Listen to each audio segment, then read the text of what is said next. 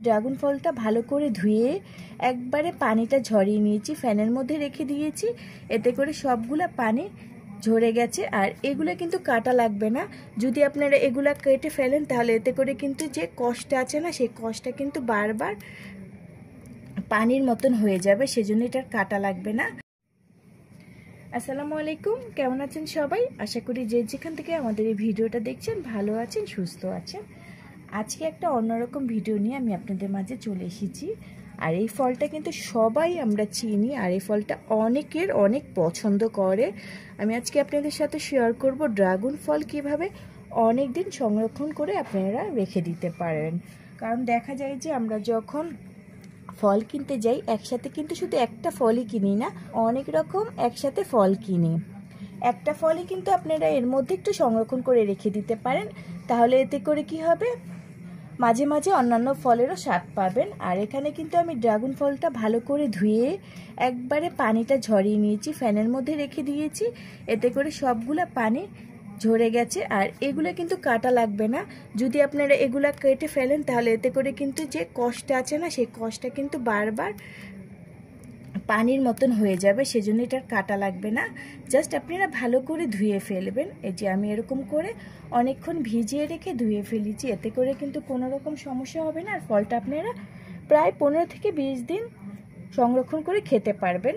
আর ফলের কোনো রকম স্বাদ নষ্ট হবে না, একই স্বাদই থাকবে যদি ভালো করে পানিটা ঝরিয়ে রেখে দেন।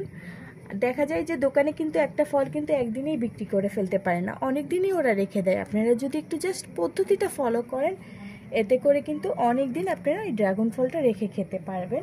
আমি ভালো করে পানিটা ঝরিয়ে নিয়েছি আর পুরাটা শুকিয়ে নিয়েছি। আমি এখন এই ফলগুলো একটা একটা করে প্যাক করে রেখে দেব।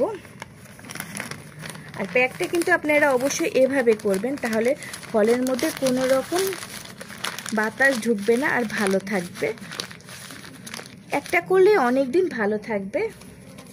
যদি পেপারের শর্ট থাকে সেই ক্ষেত্রে আপনারা একসাথে দুইটা রাখতে পারবেন।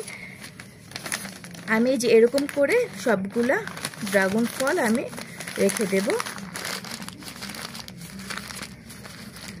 আর যদি আমাদের এই ভিডিওটা আপনাদের কাছে ভালো লেগে থাকে তাহলে লাইক, কমেন্ট আর শেয়ার করতে ভুলবেন না। অনেকে কিন্তু অনেক কিছু পারে না, তাদের মাঝে এই ভিডিওটা ছড়িয়ে দেবেন, এতে করে সবারই কিন্তু উপকার হবে। একটা ভিডিও একজন দেখবে, একজনের থেকে 10 জন দেখবে, 10 জনের থেকে 100 জন দেখবে, এভাবেই কিন্তু সবারই উপকার হয়। আর আমরা কিন্তু একটা ভিডিও করে থাকি সবার উপকারের জন্য। আর আমি ফলগুলো এভাবেও রেখে দিতে পারবো, এতে করে আমার নিজেরও উপকার হবে। আর যারা যারা দেখবে, যারা পারে না, তাদের কিন্তু সবারই উপকার হয়। তো বেশি বেশি করে শেয়ার করবেন, লাইক করবেন আর অবশ্যই কমেন্ট করতে ভুলবেন না। পরবর্তীতে নতুন নতুন ভিডিও নিয়ে আবার চলে আসবো। কিন্তু কে কি ভিডিও দেখতে চান, কি জানতে চান, অবশ্যই কমেন্ট করে জানাবেন। আমি একটা একটা করে এই যে এরকম করে সবগুলা ড্রাগন ফল কিন্তু রেখে দিচ্ছি পেপারে করে। হয়তো বা একটু সময় লস হবে, কিন্তু ফলটা কিন্তু নষ্ট হবে না।